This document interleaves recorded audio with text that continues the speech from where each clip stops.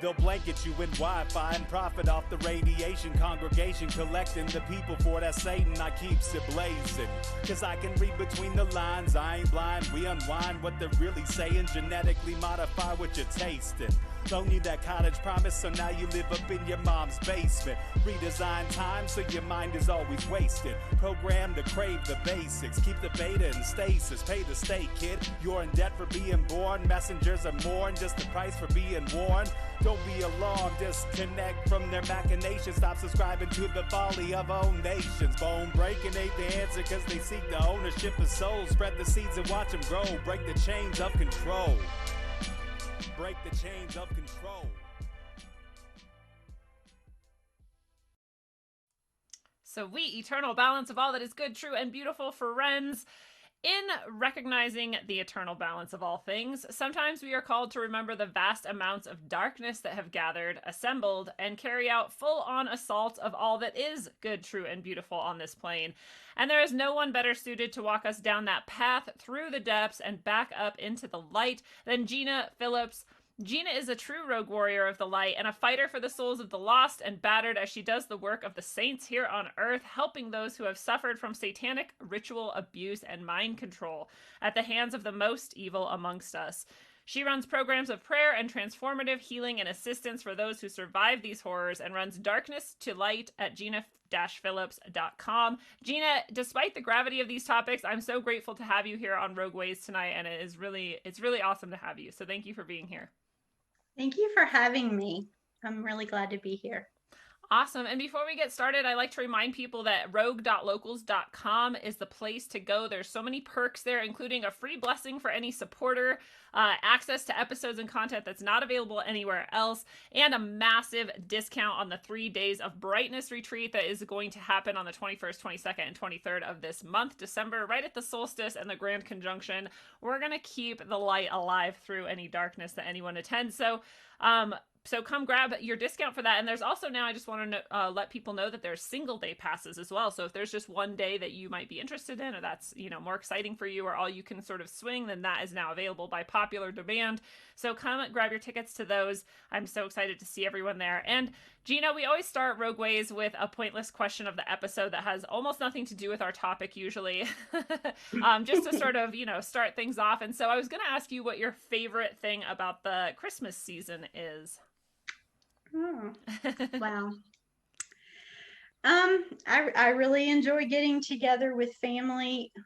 I love making Christmas cookies. We have a long history tradition. I have a grown son and grandkids, and then I also have a 15-year-old. And so we've done cookies for years. So I love that. I love that too. It's like the simple things of life that are the most beautiful. And when you can just, especially now, we're starting to realize that maybe if we didn't before, that just being together with people and doing something like making cookies is like the whole point of life, but especially of Christmas, right? People, yeah. And relationships. I love it. I hope everyone gets to do that this year, and I hope they're not letting, some false authority tell them that they can't. And that they're doing whatever feels, good to them and taking care of themselves in that way. So that's awesome. You guys are gonna do it despite whatever orders are going on around you. Yes. Yeah. Good for you. Absolutely. Excellent.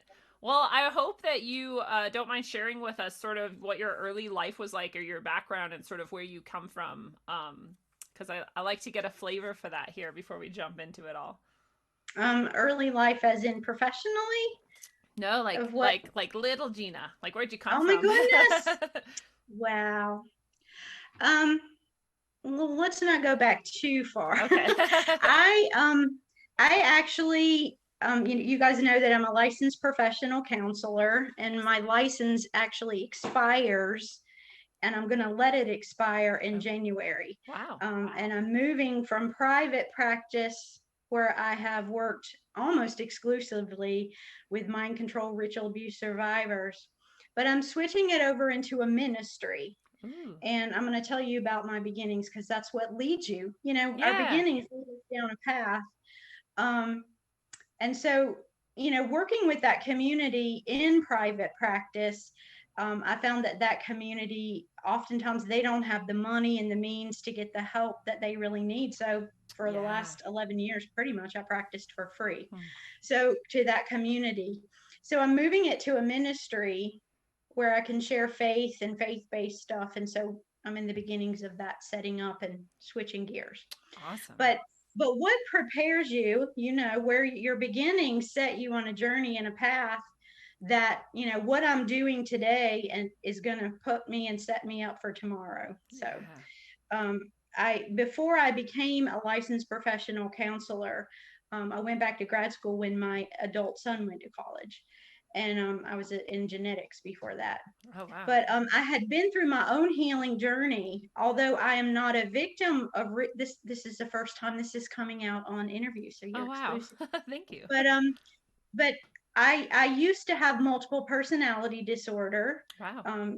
Coming from a childhood of my own abuse and trauma, and but I was not programmed. I was not a victim of satanic ritual abuse. It was just your mind naturally will split into dissociative parts from trauma. Yeah. And so after I had gone through counseling and healing myself, I'm all integrated, I'm all healed, then I went to grad school. Wow. Because it was like, this is amazing. Me and my own family went through counseling and healing, and it was transformative. So then I went into that profession. And because I had walked all the way through dissociative identity disorder, the clinical director, who at the time was also one of my professors, she was the head of my licensing board at the time, she just sent me all the DID clients as an intern. She was like, you know it. Because Yeah. where we've gotten victory and overcome, you automatically, in the Christian era, we call it an anointing, in that area to help other people get free. Because free people, hurt people, hurt people. Oh, I love Right. that. And so it was, I believe in looking at what is negative and turning it into a positive. And so it's like, yes, that was my early beginning, but I did completely heal. It doesn't hurt anymore. And it prepared me to take to the next level this whole mind control, which is like DID on steroids, Yeah. dissociative identity disorder. So my early beginnings were probably much like a lot of your audience. Yeah. But God is faithful and good, and it has led me here today. And my heart, I feel almost like a Moses, where they're my people, the whole mind control community. Because even though I wasn't mind control, I understand the whole dissociative aspects and now the mind control programming. So there's Wow. your early little Gina Yeah. of today. There's so many things to unpack in there, and one of the things that I love is that idea of the wounded healer, and it's something that on this show I like to come back to a lot, because I think a lot of us do feel sort of victimized and lost, and like, why did people hurt us like this, and whether we suffered childhood abuse or some other form of abuse, and it's all sort of connected. And when we can come to that place where we're like, well, yes, somebody hurt me this badly, but like you said, we can now turn that into light, and we can say, well, I've healed myself. If we have, and if we haven't, we probably should go along that journey, because that's the first place to start, is within. And then we can take that and give that as a gift to so many people, and it's really it's just very empowering to think that people and fulfilling, because I think we were born for it. Yeah. We were born to overcome. And what I think will affect how I feel, and how I feel will affect how I behave. It's the whole foundation of cognitive behavioral therapy. It's the whole biblical principle of renewing your mind. So I have to reframe and change how I think about my circumstances. I'm not a victim, I'm a conqueror. Yeah. I can overcome this. And in doing so, it's like I pave a pathway and make it easier for others to come follow behind me. You'll naturally heal others. You'll be a life giver when you overcome, and you'll be fulfilled, because I believe we were born for that. Yes, and I always bring up, I don't remember who who or where in the Bible, but it says, like, the essence of it is, if you heal all of yourself, you heal all of the world. And you really do have to start there, so and we see it over and over again in practice too. It's not just this like nice saying or this nice idea. Like, we see the evidence of it over and over again, and you are a really shining example of that. Well, thank you. So is that basically you went into becoming a therapist and a counselor because of that healing that you experienced with the similar modalities? But do you bring something else to it, I imagine, with your faith that isn't necessarily there in everybody's practice? Right. Again, taking into our journey, I just encourage everybody. I want you to look at everything you've been through and look at it through a lens that it's preparing you for something greater, not to bring you down. Okay. You were born to overcome it. Mm-hmm. So it's like before that, when I was still in cytogenetics, I was a new Christian. I didn't become a Christian until I was 25, but I went all in, you know. So within 4 years, you know, God moves me up, and I'm over a youth ministry, a children's church ministry, and a women's ministry within a church.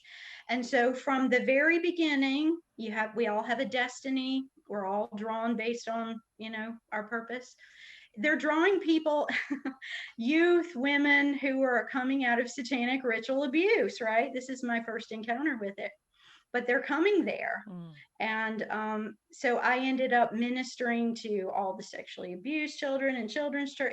It followed me, driving out the demonic. You know, it comes and, you know, I'm in church. Is it okay to be this blunt? Oh yeah, we go all the way here. Yeah, so like I'm just a new Christian, 4 years into it, and I'm learning the Bible as I'm teaching it. Wow. You know, some of the stories I didn't learn them, but I'd learn them and then teach them. Yeah. And power came with it. Mm. It's like, you know, love has a lot of power, and when you purely love people, power comes with it.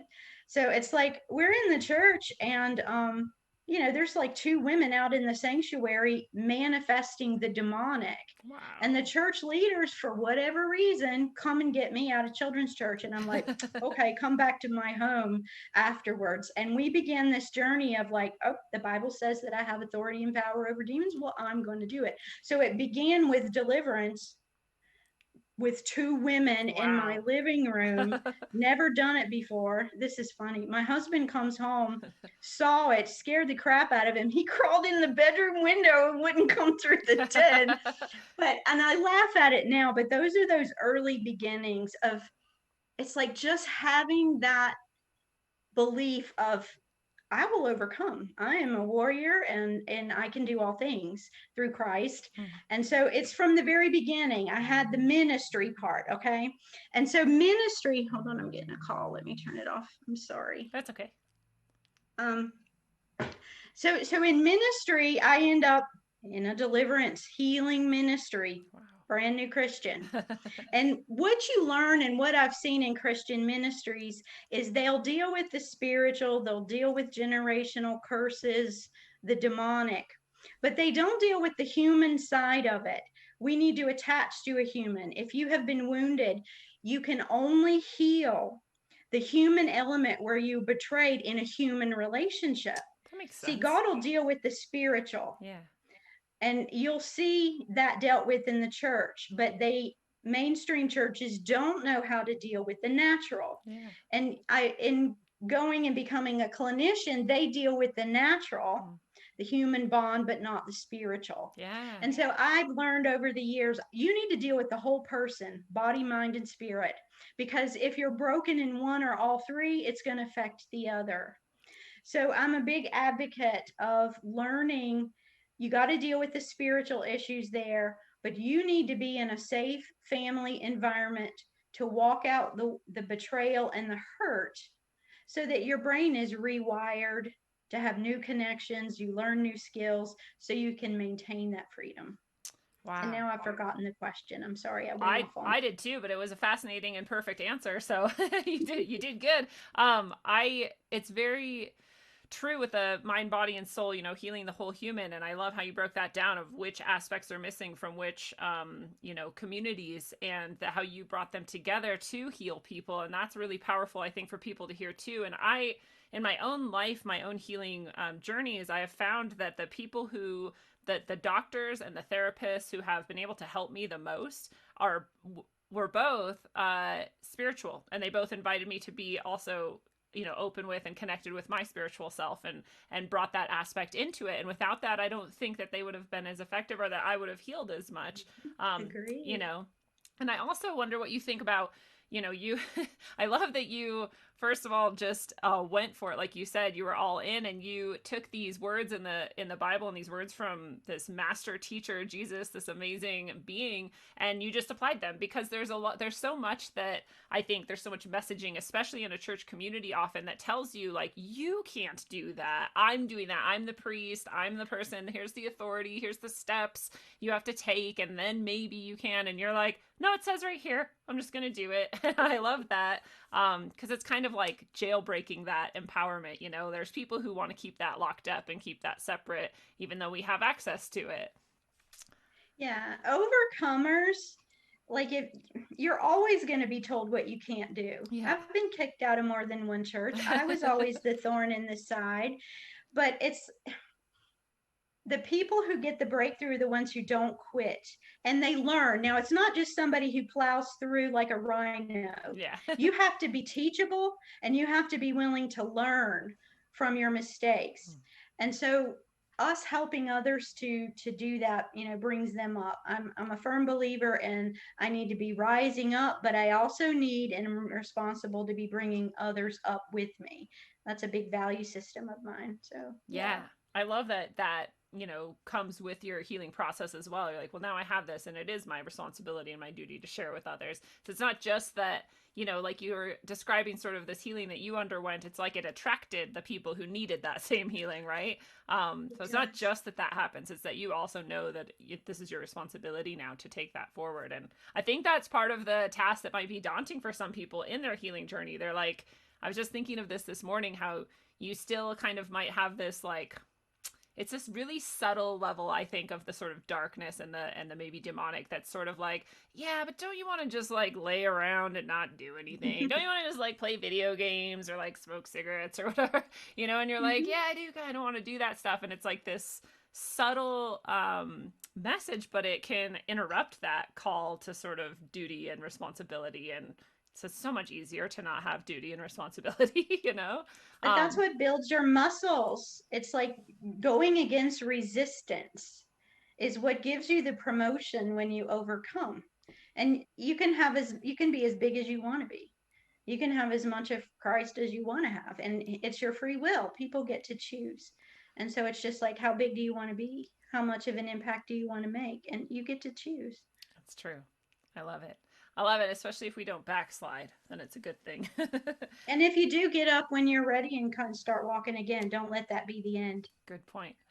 Yes. Well, I want to get into the meat of the horror for people, because like I said, I think we do need to look deeply at this darkness and understand it. Otherwise, I think ignorance and denial are some of the tools that it uses to get more kind of deeply embedded in our society or in all kinds of people and places and things. And I think you dive straight to like the depth of it. I don't think there's anything darker than satanic ritual abuse and mind control programming.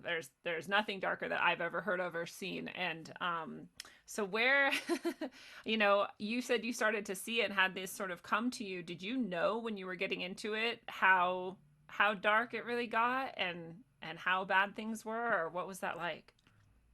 Yeah. I saw my first satanic ritual abuse survivors back in the early 90s when I was in ministry in the church. And then, years later, when I went to grad school, became a counselor, I was from the very beginning seeing people who were victims of satanic ritual abuse.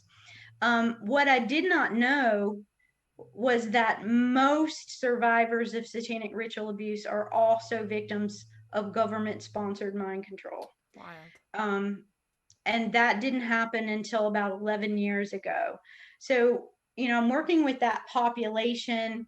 I'm getting some breakthrough, but not like you really would hope for the investment of freedom that they need. And I consult in the area. I was consulting a case. I was a lady in the area that's a clinician, and some of you guys have heard me. I don't know if you have heard, but Galaxy is a survivor. She used to be a government programmer in our government. Wow. She was the case that I was called to consult on. And so I'm consulting on this case with her, and I felt led, this clinician was a friend of mine, to say, let's do this. I want to work on attachment. I want to see how powerful the love of God is, because these people are the most abused and enslaved people in the planet. Okay, so once the story comes out that she's a programmer, that there's mind control, that this thing's bigger than you realize. I'll talk more about that in a second. But I wanted to see how powerful love is. So I came into a working relationship and said, you remain her clinician, and I'm going to have her sign a disclosure statement that says, though I'm a clinician, my role is to be a spiritual mother to you, because she wanted to know about God. She's a hardcore Satanist, bloodliner in the 13 Illuminatis. If I named one of those names of the bloodline, there's quarter bloodliners, half bloodliners. She's a full bloodliner. She was considered a sin taker, that her blood was so pure. They, just like Christ took sins, they mock the Christian God in the whole Bible. Rituals were done where her blood is spilled and stuff, because she was believed to have the atonement for sin on that side. Okay, so like she was way up. Like okay? They think they can get away with what they're doing and be cleansed of it with her blood, basically, or just for mocking purposes, or do they actually And believe their cleansing of sin, yeah, they really believe in it. And even long after she's becoming deprogrammed, when she didn't want to be part of the rituals any longer, they would still come and access her and go, we don't care if you believe in Christ, it's your blood we want. Wow. But that's a long story, Yeah. so we'll come back into that rabbit trail. Maybe sometime you can talk about some of the magic and the things they do, because it's interesting. But so I was back to, like, with Galaxy, and so I became a spiritual mother, because attachment, remember how we said you're dealing with the clinical, but she needed a spiritual mother. She needed to rebond. She needed to learn all the developmental stages she didn't have. And in the traditional clinical environment, there's ethics and lines and barriers you can't cross. You can't have a normal relationship outside of therapy. And so she had both of these, and she healed. Like, she healed. I totally know that I know that I know. She's not the only one. I've worked with others. Love of God, love, true love that's not selfish, wanting something in return, can heal the deepest wound, the worst you can recover.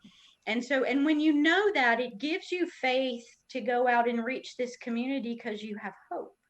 Because you know that if they'll fight, that they can heal from anything. It's just they have to make that choice to heal. And so that led me down when she began to share with me.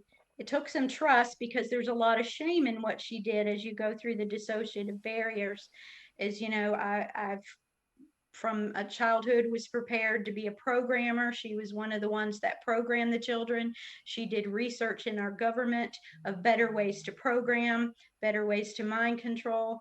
And when they get the age of 30, in your, say you're going to be in a high up job, they remove some of the programming and allow you to have some free will and free thought, so that you can do what you're called to do. Hers was research. And as soon as they removed the programming so she could see better, she bolted. Wow. She escaped. Good for her. And she said to me one day, I don't want to do it. And I said, leave tomorrow. I'll come and pick you up.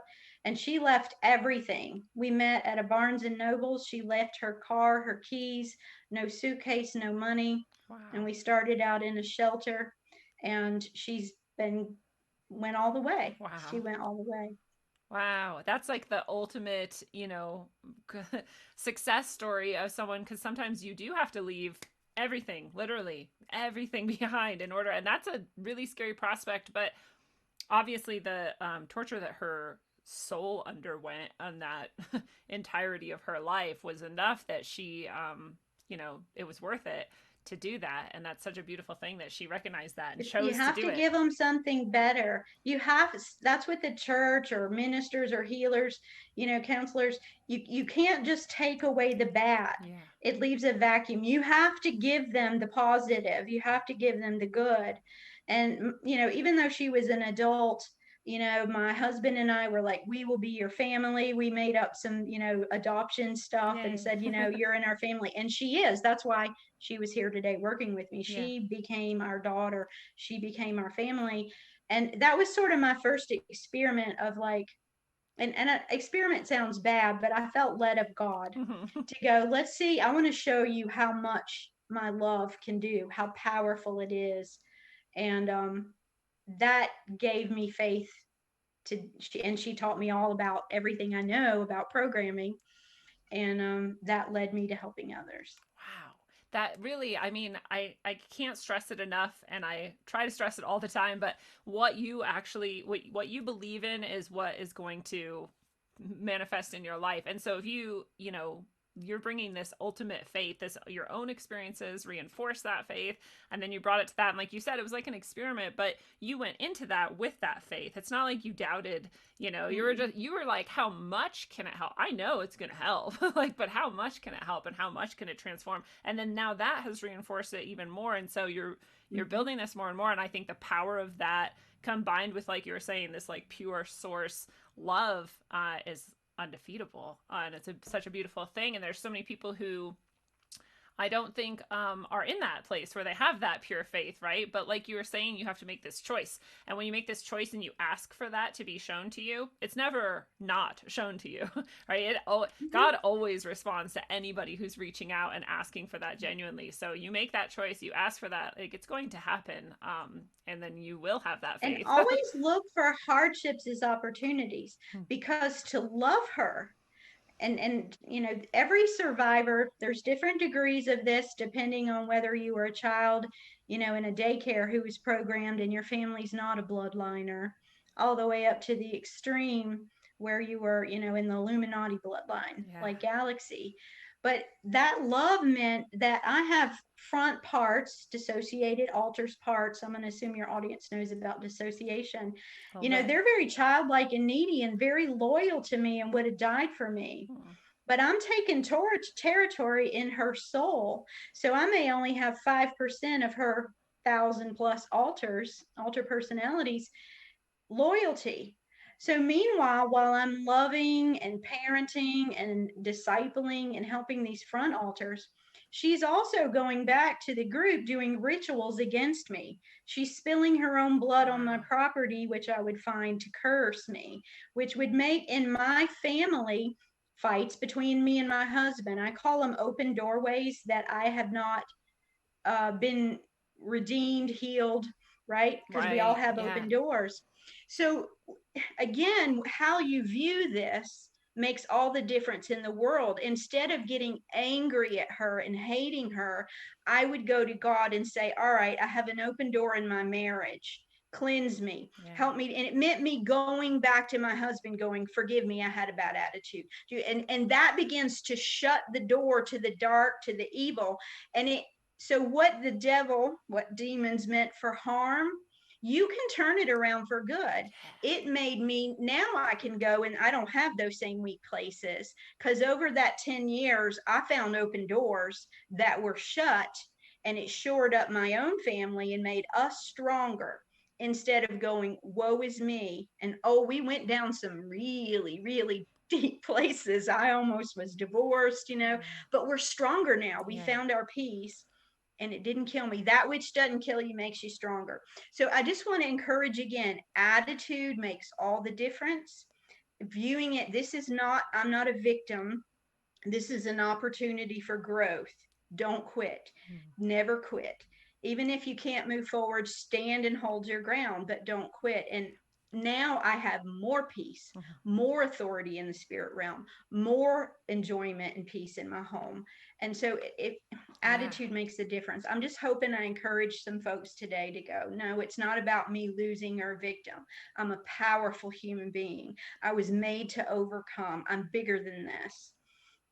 Yes, it's so true. And I really want to emphasize that point, what you're talking about with these open doors, because I think it's very it's very nuanced, and I don't know if a lot of people really understand it. And it's like, And I love the way you're presenting it too, as these are possibilities, these are opportunities now for you to close those doors. And you know, I write fictional novels, and in some of them, that is the way that the darkness and the demonic, even in like the height of goodness and like beauty and like bliss and like wonder, if you have this little thread of darkness, that's how it attaches to you, you know, and that's how it starts to try to grow. And so every little thread you have is an opportunity for the darkness to keep attached to you. And like you were saying, like open that door. And I don't want to say that to like worry people, because we all have some of that, you know, like you're saying, you're still everybody, right. And you're still going through and cleansing all of that. And so, but I just say that to remind people that the more you grow, again, the more you heal and the more you find those little things and you detach them. And like you said, if you're in a fight with somebody and you're like, wait, hold on, stop, like something is wrong here, right? So, and I love that you went to God with that, and you're like, okay, can you help me, you know, deal with that? And I do it in a slightly different way, where I'm like, all right, I'm going to meditate for a second. I'm still talking to God, maybe in a slightly different way. And I'm like, can you like help me figure out like what I can do to heal this and solve this? Because anytime you're experiencing these disturbances, it's some shade of that gray, you know, some getting in touch with your spirit. Yes, because I am a spirit being who has a body on planet Earth, which is who nice. also has a soul, and that I believe that seed of the soul is that bridge between my spirit woman. I'm very aware of her. She's a warrior, and in that realm, and that's where a lot of the church hasn't come into that yet. But when I battle for these people, that's your redeemed self. Yeah. So it's like you have to know who your spirit is, getting to know your spirit woman and drawing from that life giving, you know, that renewed spirit in Christ is the way that I would say it. But yes, I am a powerful being, and most people don't know who they are. Yeah. But when you grow into those shoes, you are a formidable foe for darkness. Yes, I love it. And you continually cleanse any bit of the darkness's hold on you, so that you can get more and more of a spiritual, you know, holding there. And do you feel like you, you know, aside from the active cursing that was going on, and I want to talk more about that, but do you feel like you had sort of, like, what do I want to say, like testing going on almost, or like, you know, the more you take steps down this path, the more the evil tries to find ways to stop you and impede you, because I just feel like they're drawn to the brightest lights, because they're like, well, we need to shut that down, because that's gonna, you know, shut us down if we don't. Do you feel like that happened as well? Have you ever heard this saying, new levels, new devils? No, but I like it. And it's like each promotion, each advancement, the previous battles prepare you for the upcoming ones. It's like accepting the reality, I do, that I was born to be a warrior. I was born to overcome. I was born to conquer evil, and embrace it. Like, it sounds crazy, but I love a good fight. Yeah. A spiritual fight. I don't fight with human beings. I don't even believe my battle is with human. It's the dark entities, moving them like puppets. That's where the war is. I love people. God loves people. And so it's like, yes, the battle gets greater, but I'm ready for it if I take the steps. The problem comes when too many people try to step into a office or a position without the character development, without breaking off and going through the steps, breaking the ties with darkness. You get beat up, you know. But we grow into it, and there's no shortcut. It doesn't just fall on you. It's a becoming. It's a coming to know who you really are. I love that. Yes, it's a process, and it's, you know, that saying again. It's not just like a cute or trite saying. It's just true that you are never presented with anything that you aren't ready for. Unfortunately, that doesn't feel that way all the time, but it's true. And you look back on it and you're like, oh yeah, I actually was ready for that, and then I took all of that and I'm applying it to this next step too. It is this progression. But I do want to hear more about Galaxy and her path and her experiences. It sounds like that sort of broke the floodgates for you, and I'm sure you found many more people after that to help with all of that knowledge. But you know, what types of cursing did happen, and what types of magic was leveled against you, and how did you overcome that? Mhm. Wow. There's so much. I wouldn't Yeah. even know where to begin there. And I only knew it was her and parts of her after the fact, because eventually where you win over enough part of her being to, the good side, does the honesty come up that it was the divided parts in her doing both. Yeah. But yeah, I mean, it would be great. Oh my gosh, I don't even know where to start. Yeah. I mean, everything from like, she would have parts that were bonded. People think that traumatized people don't have strong attachments to their abusers and handlers, but yes, they do. Mm. We were meant to attach, and if we don't attach to someone or something, we die. Mm. I don't know if some of you guys have heard of some of the old Romanian orphanage studies and stuff, where like babies would be placed in an orphanage and they're fed, they're clothed, they're warm, but they would just prop up bottles and babies would die Mm. because they need that eye contact, that human touch, that back and forth. And so Wow. we must attach. And so the researchers know that. And the way that they do it is you'll have somebody, I got off on another tangent, No, but I I love guess it. it's okay. Keep going. But like at its very foundations, mind control is about attachment manipulation. Yeah. They'll break and reform attachments, and it'll split your mind again and again. So like they'll in the early days set up a situation where the parent is the abuser. If you're a bloodliner, if you're somebody who's in a preschool or elementary school where this is done, they'll drug the child and make somebody that looks similar to mom and dad come in. They will have prepared them in advance by showing them videos of parents abusing children. And they want to break the bond with the original parent. Mm. And so through trauma, drugging, torture, the child's made to believe that their bonding, their attachment figures hurt them. And so while the hurting is happening, they'll bring in the handler and act like a rescuer. I rescued you from your parent. I'm the good person. Now, eventually, that handler, after you're bonded, I'm trusting you, the handler hurts them again. So you'll have fragmented parts of the mind. You'll have the child who goes home if you're from preschool and you're like, this is my mom. But you'll have other fragmented parts of the mind that go, the handler is my mom. She rescued me, right? And so it's probably one of the most painful, and I'm told by Galaxy and other survivors, what hurts them more than anything is betrayal of that bond. Mm. Like in the beginning, when I in working with Galaxy, I went through so much hell that the most traumatizing thing for me was knowing that she was coming to me and keeping returning to the group and being tortured and tortured for me. They would have people that were dressing up like me and drugging her, trying to act like I'm hurting her. And that just like, it broke me, right? But coming through it and her coming through it, what I realized is her mind was already set up from the beginning to take torture. So what was hardest for her was not the torture. That's what was hardest on me. I was a single minded person. I couldn't grasp that kind of torture. But they can just dissociate back away from it and come to me. And by the time you've gotten through enough parts, they won't return anymore for the hurting. And they depend on you returning, not them coming to get you so much. Yeah. So going back to Galaxy, what hurt her the most was the attachment breaking. I never broke attachment. And sometimes we would come into this standoff where she would be like, being borderline, why don't you just leave? Where they're like going to make you, they're going to make you try to make you so angry that you reject them because that's their self-fulfilling belief, right? Right. And I'm like, no, I'm not leaving. I'm never leaving. If anybody leaves, you're going to leave. Mm-hmm. And so we would often have these head things where she's like, I'm not leaving. You leave. And so, but the attachment Yeah.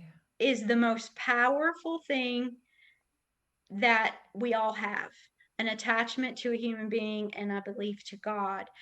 But God, our creator, meant for babies to first attach to human beings, our mom and dad. And then as the child ages, he can transfer and identify with a God, because the image the parents portray makes our view of God. Yeah. And so we have to have both to heal. You can heal spiritually, I believe through Christ, but we cannot neglect that human bond, and where there's been betrayal, that must be set in place to heal fully, I believe. So I got off on a tangent again. I have so many rabbit trails. I love it though. I recently in myself found this like hurt from some kind of betrayal, and it's minor compared to anything you're talking about, but just trying to heal that was this huge journey for me, because betrayal is so, it's like betrayal, the shitty thing about betrayal is that you can no longer trust correctly, right? Because you're like, well, you're just gonna betray me, but you have to trust in order to heal. So it's this like, it's just really difficult. And so the fact that you can and that spirit can bring that to people and help them get through that is pretty, at that level, is so amazing. It's a miracle, really. I admire these survivors, somebody Yeah. like Galaxy, to know that they would risk love again after all of that. And you're only hearing a thumbnail. Most people you can't Yeah. even tolerate. But that just shows you again how powerful love is and how important it is Yeah. that we were made to receive, in my opinion, the love of God and give it away. We were born for it, we were created for it. And that even that level of torture doesn't take away from the need. Now, they end up having you ultimately bond with the spirit of death, which is a whole Wow. nother story. Yeah, in the end, you'll begin to do your bonding, the child parts, with the spirit of death. God. Crazy stuff, but I won't go too deep down on that one. Well, I do want to actually hear more about that, and because I often sit here and I wonder, like, what, like, how did anyone decide this was a good idea? Like, what, sometimes I try to trace it back, like in the beginning, like what happened to send one person down this path that has now led to like all of this, or but I also understand it's not actually a human thing; it's a spiritual thing in nature, and um, Well, as so a Christian, it's the Garden of Eden. yeah, It's the tree of knowledge of good and evil and the tree of life. And so the Nakash, which is in Hebrew the serpent, mm, um, came and tempted. Do you want to be God yourself? And then you lead to Cain and Abel, and the bloodline of Cain. There's even entities of Cain and Tubal Cain, which is where they believe the bloodline traces back down yeah, through, believing that Cain was part fallen angel, genetics, and human. And they believe that, and I've come to believe that there are other races of beings, hybrids, other, angelic and spiritual beings. I've come down a big pathway that even as a Christian, because I believed these people. yeah, The children really are the ones, when I worked with the children, that you can dismiss to a degree that adults are just joshing you. yeah, But when you have multiple children that you're working with and they're telling you the same entities in the same program, drawing their pictures, telling you what they're doing, you're going, oh my it's gosh. too And similar. Yeah, and it made me believe the next thing. And it made me go into wage war, spiritual war for these people on different levels, and seeing freedom, real freedom. So, like, generational curses are real. We do have, in my opinion, the sins of the fathers visit their children to the third and fourth generation. And if those sins continue, it keeps on propagating. And so you may have somebody that, like, let's just for an example say that they're doing all the right things, but they can't get out of poverty. If you're doing all the right things, or you might have somebody that has a raging temper that's like above normal, those can be generational curses. yeah, You could have a curse of poverty where your great grandfather 3 times removed said, devil, if you'll make me rich, to some entity, I'll give you my grandchild down to whatever. And he's like, all right. yeah. I'll And take there's a that. legal right. There are legal rights that some entities have, talking about the threads. And so warfare is often finding what they are. And somebody who's in mind control, they have taken great measures to entangle you in a ball of sinful and generational entrapment to make inroads into your soul. Yeah. That it's mind-boggling, but you Yeah. can get free. Yeah, which is the amazing part because you really think about that. And I have been also, learning more and working with that generational aspect myself. And a lot of the shows that I've been doing recently have addressed some of that too. And some really amazing people that help, sort of try to clear all of that. And that's such a beautiful thing because I don't think we realize, that those things follow us. And it is this genetic component. It's amazing actually that you have that genetic background, and you combine it with this. It's like the perfect, like you said, you're prepared to do all of this. And so, better than most that genetic memory is a real thing. So even if people can't really get down so much with the spiritual side of it, and the demonic and the angelic and all of that battle, you can at least identify with, like, this is a materialist established, truth, that there is something to this genetic memory idea. And so that at the very least is carried down. And I love that you bring up this bloodline, going all the way back to that, moment with like Cain. And, because by the time this episode comes out, we should have just had another episode with Gary Wayne, who I don't know if you're familiar with, but I am. yeah, he nails all of that. And I'm just, the Genesis 6 conspiracy is this, it's like biblical sized, it's a lot. And I'm just about to, be finished with that and interview him for, I think, the fourth time on the sort of end of it all. So people will have just kind of been refreshed about all of that, I think, when they hear this episode here, and that bloodline is established and it's followed, and that's what these We're all connected. Yeah. And biblically, and I know I keep bringing it up, but that's the That's the cool. way I operate from, Yeah. is that God looks at people groups through tribes and clans, and he addresses you that way because of the genetic inheritance. The blessing, what he meant for a blessing, he says he blesses a generation to 1,000 generations, but he does limit the curse to the third and fourth. Thank Unless God. it propagates. So, I mean, that's the grace of God. So we do inherit redemptive and blessings from our forefathers as well to 1,000 generations. But we are all connected. No man is an island. My choices will affect my children, my grandchildren. It's like when people go, well, it's not hurting anybody but myself. No, we're all connected. What I do affects you. Yeah. It has an impact on you, and I'm responsible for that. Absolutely. So, And the blood, I mean, they're obsessed with blood. And by they, I mean like the dark forces, whatever you want to call them. People call it like the Illuminati. yeah. We've got the 13 bloodlines and families. We've got Nazi Germany was obsessed with blood. I just feel like this should be a clue to people that this is a real thing, that these The people at life least. is in the blood. Yeah, and The what is life it? force is in the blood. The life force is in the blood. I mean, what is That's that what it scriptural. is? The Bible says the life's in the blood. That's why the Bible tells us don't eat an animal that's not been drained from its blood. Don't eat the blood Because you don't want because the that life soul is in the inside of blood. you. Yeah. And they're there to harvest the life force. And they They're there literally to drink it. And they've been doing this Yes. for thousands of years. And this is what they Yeah. believe is keeping them young, or like They powerful. not only do the blood, they'll eat the brain, the kidney. Like they believe you are ingesting the life force. Like somebody who's a bloodliner, when it's their time to die, they willfully are sacrificed. They want to be eaten, just like the whole, the African tribal shows we used to see on National Geographic. Yeah. Like this stuff's been going on from the beginning. And of course, as Christians, we used to think, oh, they're just stupid and they're not educated. Oh, heck no, they're not.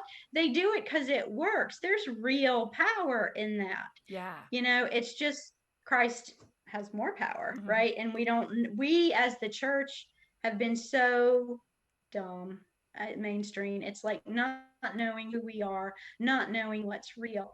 But there's real power in that. The things they do work. Yeah. They're very educated people. They're researching ways and trying to come up with greater ways to pierce the veil, to bring entities here.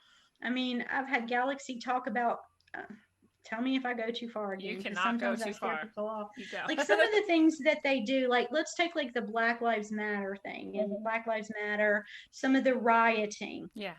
Okay, so me as a Christian and an intercessor, I'm also a prayer warrior, is that you can see very clearly where territorial darkness has the strongest stronghold, where the crime rates and the violence are. So Yeah. even if you have no spiritual discernment, you can go, who in America has the darkest strongholds of fallen entities? Well, let's see, Minneapolis, Portland. You can see because those entities have permission because of deep, deep rooted sin, blood spilled, sacrifices on that ground. It gives them the legal right to bewitch the people, to have control over the people in those areas. Okay, that's legal.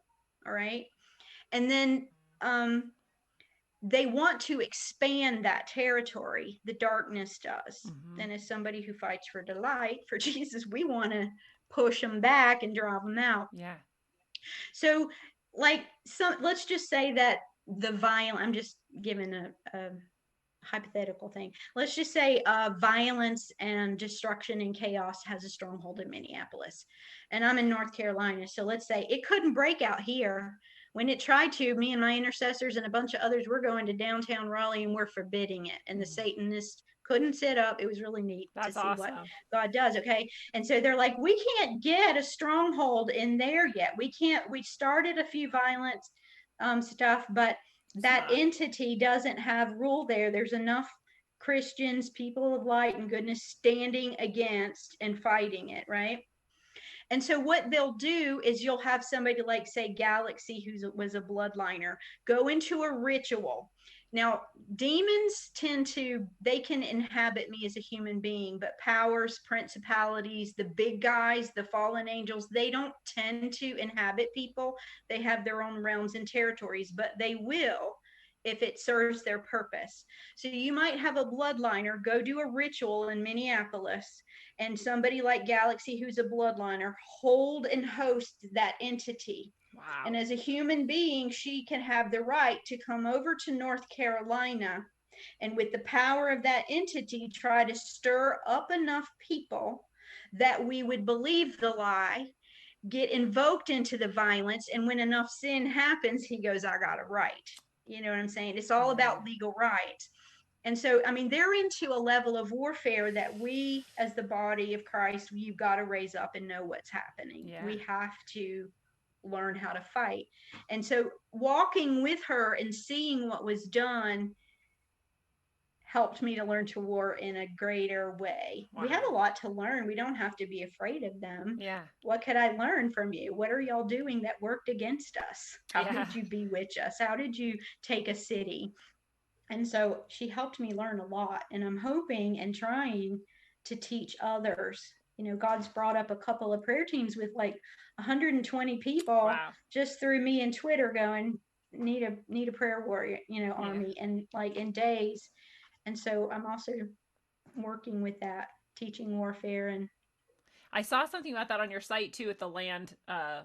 I forgot what you called it, but I was like, oh, I wonder what that is. And I meant to ask you. So I'm glad that you brought that up. And I also, speaking of BLM and these things going on, I mean, they openly were talking about, I don't remember exactly, but they were talking about, bringing up the spirits of the dead and calling them into the actions that they were doing politically on the streets, and people chanting the names of those people. And they called it magic, and they called it like invoking this spirit. And I'm like, that's what they're doing openly.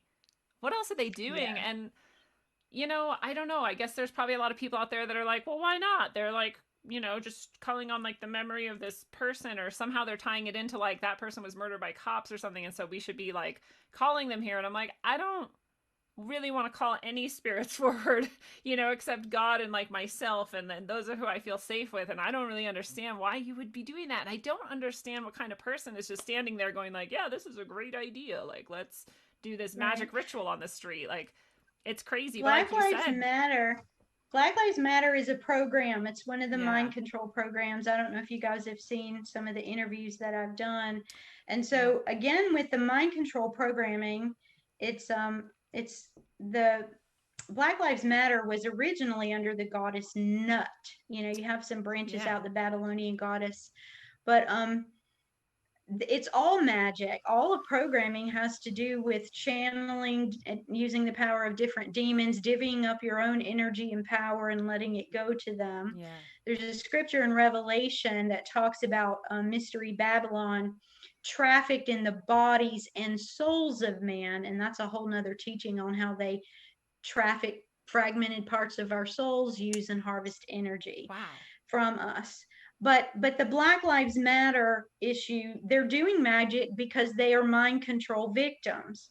What we're seeing right now is they're taking the programs. They have something called the End of the World program. If you watch some of my videos, that's what they call it. Yeah. It's the Purple Revolution. Remember when you saw the Clintons come out with the purple lapels at the concession speech? They are something that I call tier one leaders. That was to activate the Purple Revolution, their Purple End of the World program. It has two stages. Wow. You then saw Justin Timberlake doing the Purple Super Bowl tribute to Prince, and then Yeah. you saw over Minneapolis his symbol, that which is the Eye of Ra, and the male and female symbol for Yeah. Venus and Mars over Minneapolis, which was another Wow. level tier 2 comm Yeah. to say release that program. Then you saw at the Emmys shortly after that the purple carpet instead of red carpet, which you've never seen since then. They communicate with the masses and activate programs through the media, commercials, movies, Yeah. Twitter, all of the social media. And it begins to go from the top tier, says activate. And then it goes to the second tier, which is media, news, movies, activate the masses. Then it goes to the masses. And so that purple program that they call the End of the World, this is their words, Yeah. this is their program, was activated and set into motion all this crazy stuff that we see. For them, they believe in the New World Order. They believe they are the Antichrist system, that, that's their spiel. I believe in it as a Christian, but whether you believe that or not, Right. that's their belief. That's what That's they're what they're doing. setting Yeah. up and trying to do. And so, again, I've forgotten what our original question was. Me Because too. it gets so deep, it's Yeah. so convoluted. I start down one trail to explain how it works and operates, and I forget where I started. So forgive me. We were talking about Black Lives Matter and how they use these magic rituals, and it's Yeah. very fascinating. And I also, when you were talking about how it activates the masses, it reminded me that people were recently. I was watching something or listening to something. Maybe it was even you on SGT. I don't remember, but it was talking about how these people, if you look at them, there's some people who are just putting out their police photos or whatever those are called, and you look at them and you're like, these people are sick, these people are demonically possessed, like very clearly, whether you believe in it or not. You can look at them and go like, something's deeply wrong with them. And it's not that just checked out look. There's nobody there. Yeah. That lost soul look. And they're often have disfigured their own faces. They're like literally writing on their faces and stuff, and I'm like, this is very clear that nothing is right with these people. And so I think it was maybe you who had said, like, these are all people who have been activated, they're mind controlled. And I just opened this whole world of understanding for me, because this whole time I'm like, who are these people who think this is the best way to move forward? They're out just like burning things and killing dogs. There's people who just like grabbed a dog I always go back to this dog, because I'm just like, why would you do that? How does that have because anything she was to sending do? a communication. There's dog and cat programming. Oh. Early victims, they make you kill dogs and cats in the beginning in all different kinds of ways, and they set up a program for that. We could go into some really deep stuff, and Yeah. and all the main leaders of the world are assigned a particular, in their communications, dog breed Wow. that represents them. So you'll see high level people going, oh, my dog died, or whatever. Those are setting off comms. It's just really complicated. Signaling. Everything's set up for that. They have had the world system on all the 7 mountains of like education, media, government, all of that, the big guys. And if you do enough research on the internet, you'll see like nobody gets to the top. They make sure that you're kicked out, killed, run out. How many times have there been cures for cancer and then the people are killed? Yeah. Why? Big Pharma goes, you're not playing with us. We run this show, and that's the way it is at the top. I mean, it just is that way. But I do remember what I was going to say about the Black Lives Matter, Yeah. is that their plan, the plan of the top echelon, the cabal, is that they're releasing their end of the world program for programming that was once inside a person. They're playing it out outside because they want to now traumatize and program all of us who were not programmed, because they're going to throw out so much trauma and chaos is their plan. We're praying it doesn't happen. I'm fighting it, but that when there's enough trauma, people are easily led, right? Mm-hmm. That's the same program that happened with them individually. They got them through so much trauma that they said, you can't think for yourself. We tell you how to think. So as the trauma in our society, this is their plan, not I'm not saying it's Right. going to be executed all the way, but as the trauma and the chaos in our society escalates, eventually people get battle weary, hopeless, and they just say, just make it stop. Yeah. Now realize the people at the top can stop it at any time by hitting a code and go, it's over. And that's going to be the trick of the Antichrist system. He's going to be, I'm a peacemaker, I'm charismatic, much like Hitler, right? I can make it stop. And so the goal of their end, one of many goals of the end of the world, the Purple Revolution, is to traumatize us by unleashing the wrath in the programmed people. That, like, say if you got all the violence in Minneapolis, if we who are children of light get mad enough and go, well, I'm going to fight and I'm going to kill my brother too, and you have no intention of it, you're being under the influence of those entities, then they spread the darkness. And eventually we kill our brother, they get the energy from that. We hate our brother, they get the energy from that. And they expand their territory, and they want to eventually have this Antichrist leader come in, do the one world order, and go, I'm the Christ, I am God, I can stop all of this chaos. So, but that's their ultimate purple plan that was activated back in 2016. In 2016 it was activated. Okay, yeah, I see what you're saying. And then so Trump then is clearly not the savior as it people certainly think. appears not. Yeah. I always have this, I never really was like, that's like you. I'm like, you can't get there without being compromised spiritually, in my opinion. But it's possible, I guess, that someone did. So I always have this holdout of like, maybe he could be, and but I'm not going to trust that or expect it. He's just a man. So in the end, it's like, you never know. It certainly looks like, I'm like 99% sure, but I never go 100%. Yeah, because you can't. Yeah, and you kind of have to hope, or I have to hope at least, and see. But it definitely sounds like like this is the sort of end stage. It feels like that they're rolling out all of these things, and I feel like just like the mask thing, where people who otherwise would not necessarily wear a mask or wouldn't want you to, or don't really care if you do or not, have been made to feel like and to act like, well, if you don't, they're gonna martial law us, so you have to, and I'm mad at you if you don't. It's like, I feel like that same sort of program is what you're describing, when they're like, hey, we can end this, we can stop all this violence, all you have to do is, you people over there have to consent, and people like you and I are going to be like, no, there's no way, my soul's on the line, I'm not putting it over there. And then those other people are going to be hateful and mad at us for not doing it. It's going to be pressure from all sides, I think, because that's part of the program is that betrayal is set into our bonds with one another on the social level as well. I hope I said that clearly.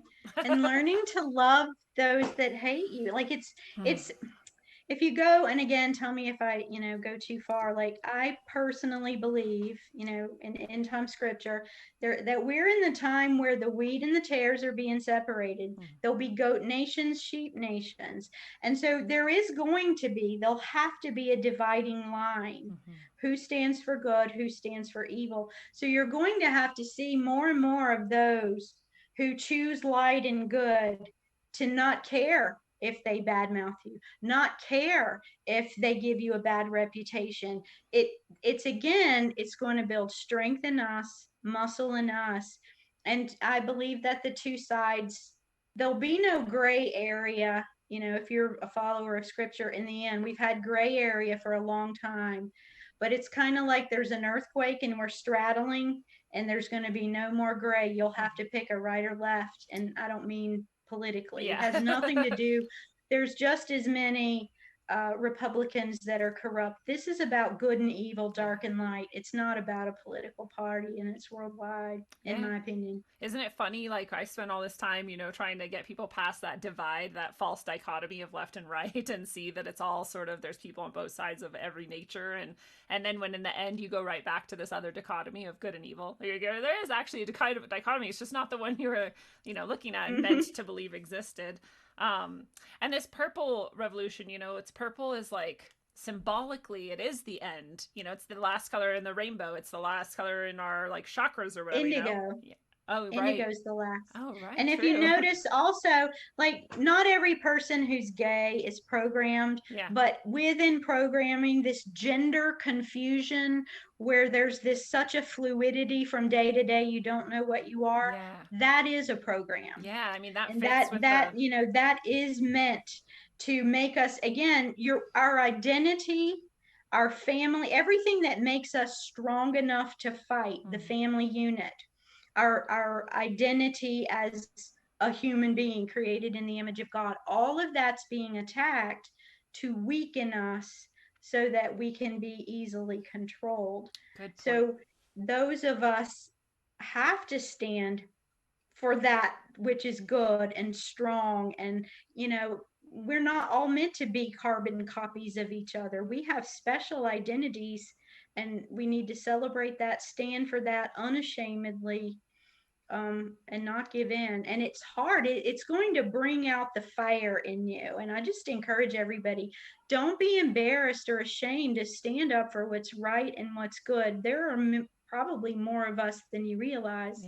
That will come together in this. It's going to bring out the greatest love mankind's ever seen, because we're going to be willing to lay down our life for one another. It's going to bring out the good in the good, but it's going to ripen and bring out the bad in the bad. It's the whole clashing of dark and light.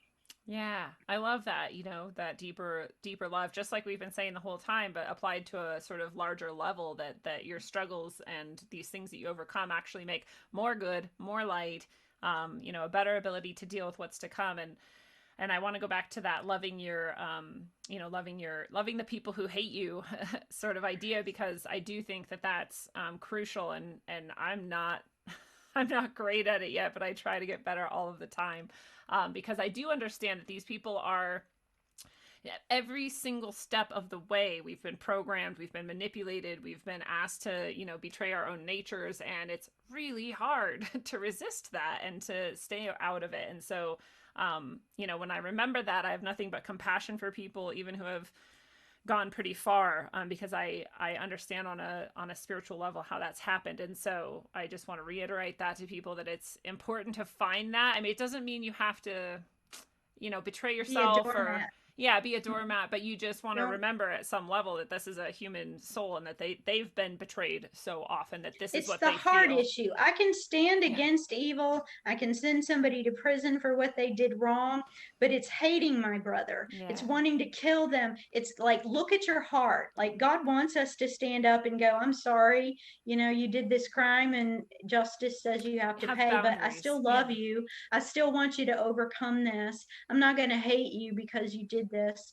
So it's a heart issue. That's how they win. And that's the goal. They want your heart. And a whole nother talk would be the heart being a realm. But I won't go there. It's real space. It's real territory. I agree. And I always, tell people, like, that's where God lives in you, and that's your connection. That's your strongest connection. So if all else fails, like, go there. Trust your heart, and cleanse your heart. And I want to go back to this idea, that this is sort of the end time programming, and that we're seeing, again, all of this, like the whole pandemic thing and the whole like social control and the move towards world government seems to be into the cashless society is coming. Like, we have all these levels, but now I wonder if you've been noticing and what you think about this program that is like the alien program. Like, now we see these monoliths. Maybe we're supposed to believe those are from aliens. We see this Israeli guy came out and said, we've been working with the Galactic Federation for all this time. And I myself am like, yeah, I bet those aren't demons, right? Those are totally aliens from another planet, and they're here to save us all, or whatever's going to happen. And I wonder what you think about that program and what you think aliens might be and any of that. Hey, YouTube watchers and those over on the podcast. That was your sudden conclusion to the episode with Gina Philips, unless you go over to rogue.locals.com and become a supporter at $2 a month or more. It's very, very affordable for you, and it is a good way to support the show and all of the work that I do. I love to bring you this content, and I hope that you go catch the end of the episode where we talk about aliens, clones, chimeras, the beast system, uploading consciousness, and all kinds of goodness, and also talk about how we can heal ourselves and protect ourselves and what we can do against these types of spiritual attacks that happen in our world. So if you feel like you or someone you know has possibly suffered from satanic ritual abuse or MK Ultra mind programming, then we get to some of what you can do about that and how you can prevent some of that. So hop over to rogue.locals.com where you get the end of this video. You get the end of some other awesome videos like the one that I did with Dr. Thomas Cowan about the contagion myth, as well as tarot readings for each month. We've got one coming up soon for next January, and you can still check out the December. We still have half of December left if you never went and saw that, as well as other posts and content that are only available to supporters, including massive discounts and freebies. Sometimes right now there is a huge discount to the 3 Days of Brightness event that is happening on the 21st, 22nd, and 23rd this month. If you still haven't gotten your ticket and your spot there, then you can come join Catherine O'Shea, Alan Sisko, Harmony Fronterhouse, or some of our amazing master practitioners and teachers who are going to be presenting there, as well as all kinds of other content to keep you uplifted and bright. So go over to rogue.locals.com now and stick around for the outro to the episode, which will be right after this. And thank you all. I will see you on the flip side. All right, well, slithering and creeping comes the darkness. It seeks only for the entrance point to the innermost sanctums. It hungers only for you to join it in the depths of horror. Your ignorance is your consent, and any level of your consent feeds it and emboldens its progress, while only your wholeness and embrace of the truth of your soul is its defeat. Your connection to all that is good, true, and beautiful is what creates your impenetrable defenses against its assaults. You are indwelt by God, whatever you choose to call that force, and absolutely no darkness can survive that level of brightness. And until you purposefully and intentionally gaze into the murky waters of evil, embraced by the impenetrable light of all that is holy to shine out into the heart of that darkness, travel well, aim for balance, and always look inside first. Mwah. Yeah, come on, Rat Kings, baby. The rap machine, yeah, check it. Gray bearded pirate, my motherfucker unknown. Yeah, come on. In the place with my fist up, meaning I resist the bullshit that they feed us and lead us. This is just a part of the process, man. Just watch this, cause this shit's about to get crazy like a mosh pit. We lost it, toss it, let's start it again. Cause now with technology, with smarter men and women, this is the beginning, not the end. If this is the message of hope that I send, look on your TV, it's a culture of death. They'll keep on lying to the very last breath. We keep on striving and spreading the truth. It's hard to survive in this world for the youth. The door is closed, the old world is dead. Let's have an age of understanding instead. I'll include you and you include me. Let's see what we can build with some positivity. Let's go, you're moving too slow. Let me see your hands if you know what I know. Come on.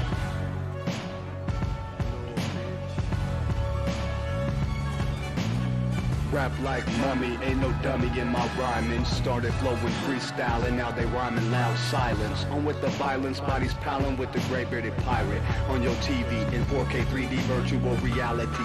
Casualty of urban warfare. I know but I'm not scared, just prepared and aware.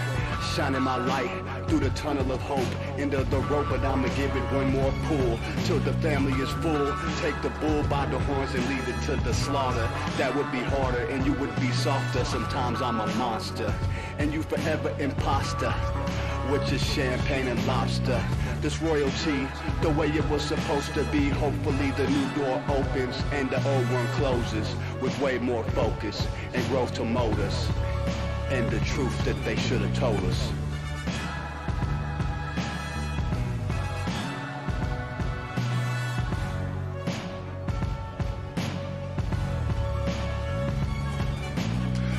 To them screens, it's a plot to drop the IQ. Fighting amongst each other over rulers that don't like you. Prefer us trapped in melancholy with the wood wands of holly. Suggestions that obliterate to camouflage the folly. Attempted mental robbery, executed sloppily. The paupers see this mockery and walk the talk with me. Put the hands up to touch the Akasha, cause you know deep down there's something bigger than your wallet. Everyone got a gift, everyone got a light. They want you to forget that ish, cause they can't dim the bright. The positive vibration takes you past the sign shackles, from the sewers and the alleys in the moving castles. Who these assholes really serving with an exposed Achilles surgeon around the corner lurking to prove ascension trumps perversion? Learn them to catch fish and unplug the signal. Show them the simpletons now build the fucking temples.